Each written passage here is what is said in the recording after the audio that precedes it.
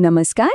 આજે આપણે ધોરણ 9ના પાઠ્યક્રમમાંથી એક ખૂબ જ સુંદર કાવ્ય સમજવા જઈ રહ્યા છીએ.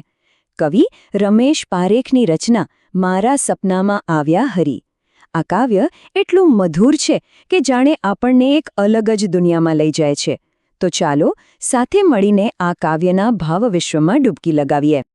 કાવ્ય શરૂ કરતા પહેલા એક નાનો વિચાર કરીએ.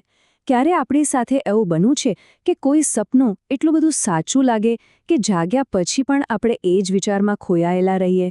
બસ આ કાવ્ય આવા જ એક જીવંત અને અવિસ્મરણીય સપનાની જ તો વાત છે.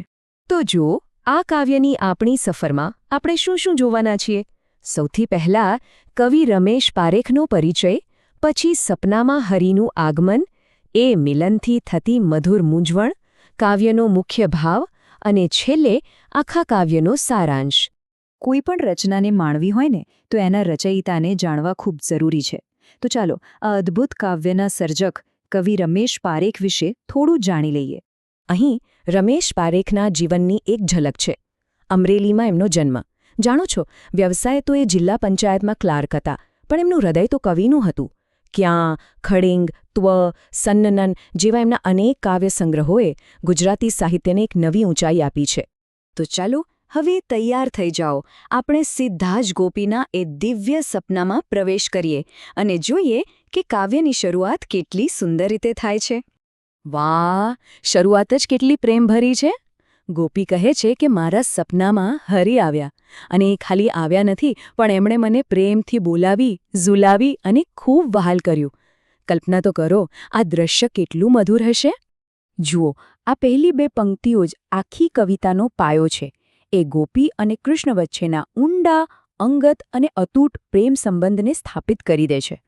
આ કોઈ દૂર ઊભેલા ભગવાન અને ભક્તનો સંબંધ નથી. આ તો એકદમ આત્મીયતાનો, પોતાનાપણાનો સંબંધ છે.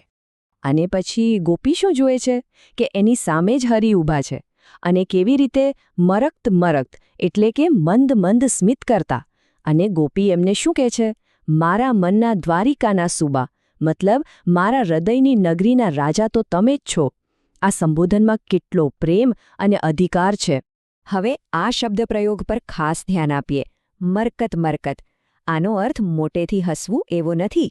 આ તો એકદમ ધીમું, સૌમ્ય અને મોહક સ્મિત છે, જે સીધું હૃદયને સ્પર્શી જાય. બસ આ એક શબ્દથી જ શ્રીકૃષ્ણની સુંદર છબી આપણી આંખ સામે આવી જાય, ખરું ને? ચાલો હવે આગળ વધીએ. જોઈએ કે આ દિવ્ય મિલનનો આનંદ ગોપીના મનમાં કેવી એક મીઠી મૂંઝવણ ઊભી કરે છે. આ દ્રશ્ય જોઈને ગોપી એટલી ભાવવિભોર થઈ જાય છે કે એની આંખોમાંથી ખુશીના આંસુ વહેવા લાગે છે. અને એ આંસુને કોણ લૂછે છે? ખુદ હરી. અને આ આનંદ અને વ્યાકુળતામાં ગોપીથી શું થઈ જાય છે? એ કહે છે કે મેં કંસાર બનાવવા માટે પાણી ગરમ મૂક્યું હતું, પણ એમાં ભૂલથી મારો આખો સંસાર જ નાખી દીધો. અને અહીં જ કાવ્યનો જાદુ છે. આ કોઈ સામાન્ય ભૂલ નથી. આ તો ભક્તિની પરાકાષ્ઠા છે. આ ગોપીના સંપૂર્ણ સમર્પણનો ભાવ છે. એ હરિના પ્રેમમાં એટલી ખોવાઈ ગઈ છે કે એને દુનિયાનું કોઈ ભાન જ નથી રહ્યું. એણે પોતાનું સર્વસ્વ, પોતાનો આખો સંસાર કૃષ્ણને અર્પણ કરી દીધો છે. આ કાવ્યની ભાષા અભિવ્યક્તિ જ એની તાકાત છે. કવિએ ગોપીના મનની જે સ્થિતિ છે, એટલે કે એનો આનંદ, એનું આશ્ચર્ય અને એની જે મીઠી વ્યાકુળતા છે, એને શબ્દોમાં બિલકુલ સચોટ રીતે પકડી છે. તો આ બધા ભાવોને એકસાથે જોડી રાખતો મુખ્ય વિચાર કયો છે? એનો જવાબ આપણને ખુદ હરિના મુખેથી મળે છે. તો જુઓ, ગોપીના મનમાં એક સાથે કેટલા બધા ભાવોનું ઘોડાપૂર આવ્યું છે. હરિના આવવાનો આનંદ છે, એમને મળવાની તીવ્રતા છે, ભગવાનને પામવાની વ્યાકુળતા છે, બધું જ અર્પણ કરી દેવાનો ભાવ છે. અને આ બધાની સાથે એક મીઠી મૂંઝવણ પણ છે. આ તો એકદમ ભાવસમાધિ જેવી અવસ્થા છે. અને ગોપીની આ પ્રેમભરી, વ્યાકુળ અવસ્થા જોઈને હરિના મુખ પર સ્મિત આવે છે, અને ખૂબ જ વહાલથી એને કહે છે, અરે બાવરી, સાંભળજો. આ એક જ શબ્દ આખા કાવ્યનો પ્રાણ છે. બાવરી એટલે શું? જે પ્રેમમાં ઘેલી થઈ ગઈ હોય, જેનું મન પોતાના કાબૂમાં ન હોય. પણ અહીં કૃષ્ણ ઠપકો નથી આપતા. આ શબ્દ કહીને તો એ ગોપીના નિસ્વાર્થ પ્રેમનો સ્વીકાર કરે છે, એની મનની સ્થિતિને સમજે છે. આ એક શબ્દમાં ઠપકા કરતાં અનેક ગણો વધારે વહાલ છુપાયેલો છે. તો આ સુંદર સપનાની આપણી સફર હવે પૂરી થવા આવી છે. ચાલો એકવાર ફટાફટ જોઈ લઈએ કે આ કાવ્યમાંથી આપણે કયા મુખ્ય મુદ્દા યાદ રાખીશું. ટૂંકમાં 3 મુખ્ય મુદ્દા યાદ રાખવાના છે. પહેલું, હરિ સાથેના મિલનનો દિવ્ય અનુભવ.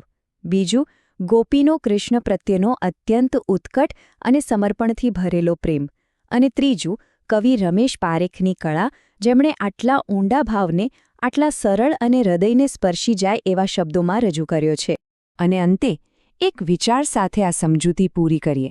જરા કલ્પના કરીએ કે જો કોઈના સપનામાં હરિ આવે તો એની પ્રતિક્રિયા કેવી હોય? શું એ પણ ગોપીની જેમ બાવરી બની જાય?